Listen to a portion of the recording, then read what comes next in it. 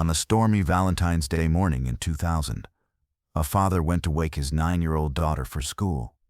Her bed was empty, the front door was unlocked, and tiny footprints led from her house into the darkness of a North Carolina night.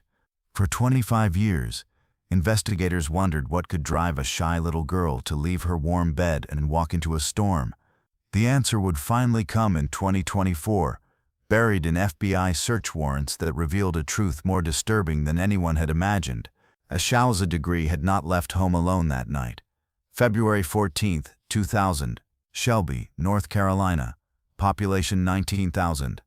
The kind of small southern town where neighbors knew each other's children by name, where doors were left unlocked, and where the most dangerous thing that happened was usually a high school football injury.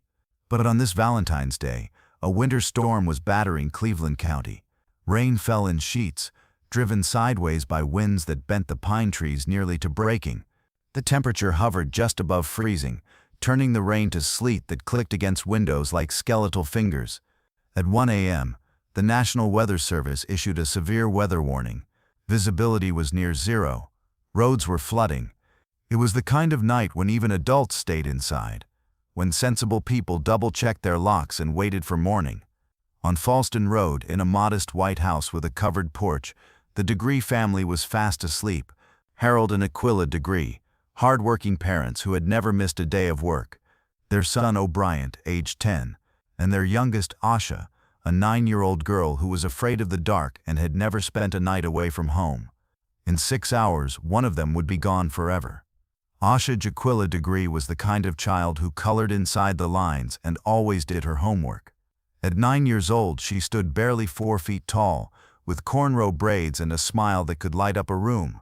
Her third-grade teacher described her as exceptionally well-behaved and almost too good. But Asha was also painfully shy. She clung to her mother's side in crowds, whispered instead of speaking aloud, and had never shown any signs of rebellion or adventure. The idea of Asha sneaking out at night was, to everyone who knew her, completely impossible. The Degree family lived a structured, predictable life. Harold worked at the local furniture factory. Aquila cleaned houses for families across town. Both parents were deeply religious, active in their Baptist church, strict but loving. Their children had chores, curfews, and consequences for breaking rules. Recently, Asha had joined the local elementary school basketball team. She wasn't a natural athlete, she was small for her age and easily intimidated, but she loved being part of a team. Her parents drove her to every practice, cheered at every game. February 13th had been a typical Sunday. Church in the morning, family dinner, homework time. Asha and O'Brien had played in their room while rain began to fall outside.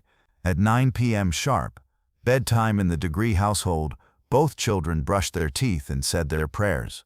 Asha climbed into the twin bed she shared with her brother, pulled her favorite blanket up to her chin, and fell asleep to the sound of rain on the roof. It would be the last peaceful moment her family would ever know.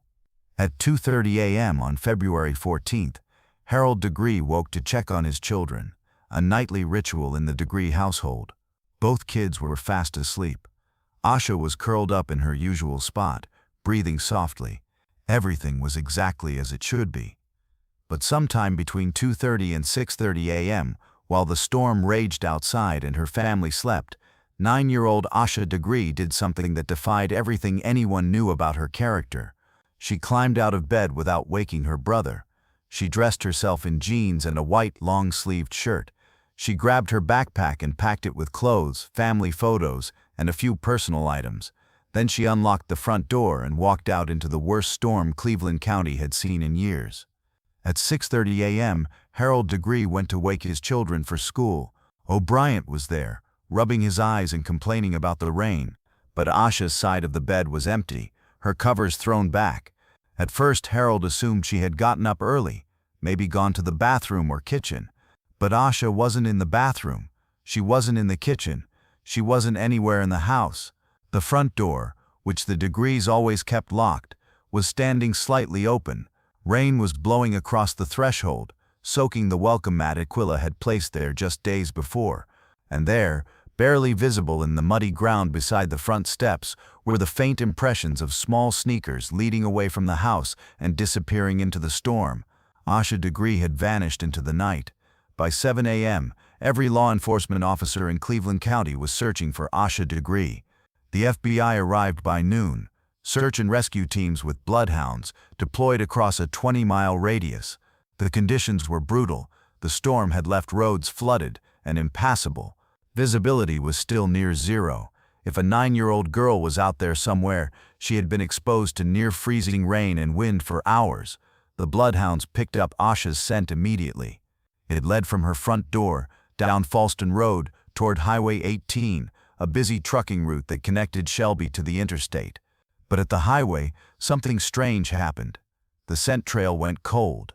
Not gradually, as if Asha had walked farther and the dogs simply lost the trail. It stopped abruptly, as if she had simply vanished. One search team member would later describe it as the strangest thing I've ever seen. It was like the little girl just evaporated. For days, hundreds of volunteers combed through forests, abandoned buildings, culverts, and creek beds. They checked every house, every barn, every possible hiding place within a 50-mile radius. They found nothing, but 3 days into the search, 2 truck drivers would come forward with information that changed everything investigators thought they knew about Asha's disappearance.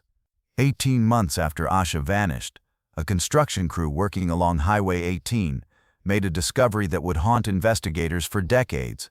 Buried in a shallow grave, wrapped carefully in plastic bags, were some of Asha's belongings. Items that told a story, but not the story anyone expected. Item number 1. Asha's favorite hairbow. A small red elastic band she wore almost every day. It had been carefully preserved, wrapped separately from the other items. Why would someone take such care to preserve a child's hair accessory? Item number 2. A children's book called McElligot's Pool by Dr. Seuss. But this book didn't belong to Asha. It wasn't from her school library or her family's collection. Someone had given her this book and she had kept it with her when she left home that night. Item number 3. A framed family photograph showing Asha with her parents and brother at Christmas.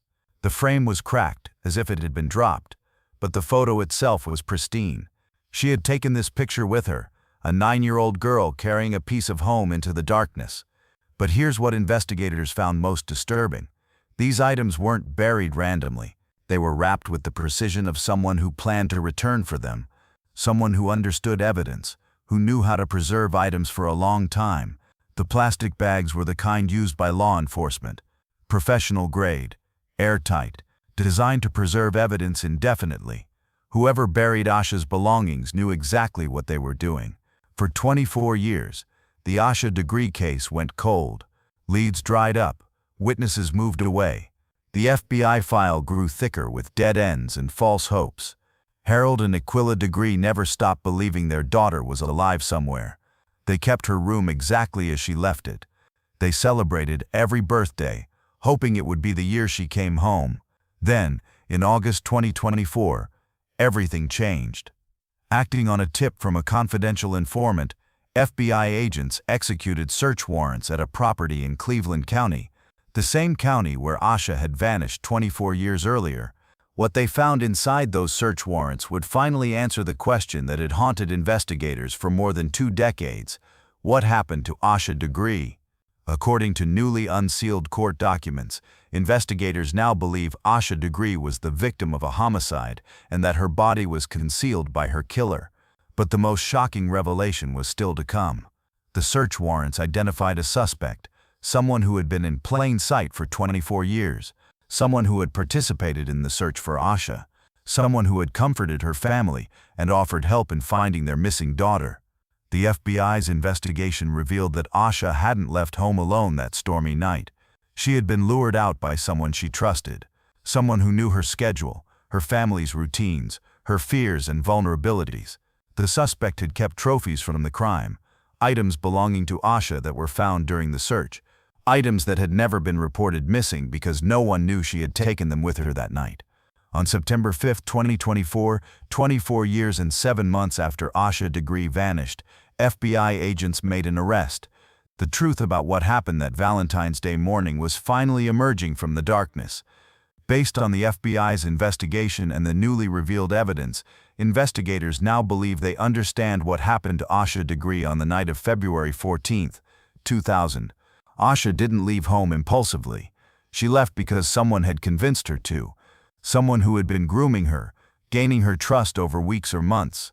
Someone who knew exactly when her family would be asleep and how to get her to come outside. The children's book found with her belongings was likely a gift from her killer, a token of trust, a way to make her feel special. Asha treasured books, and someone had used that innocent love to manipulate her.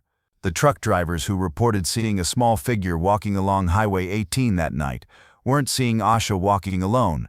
They were witnessing the final moments of an abduction that had been planned for months. The careful burial of her belongings suggests her killer had forensic knowledge. The location, less than a mile from where she was last seen, indicates someone familiar with the area. The preservation method suggests someone who understood evidence and planned to either retrieve the items later or ensure they would never be found.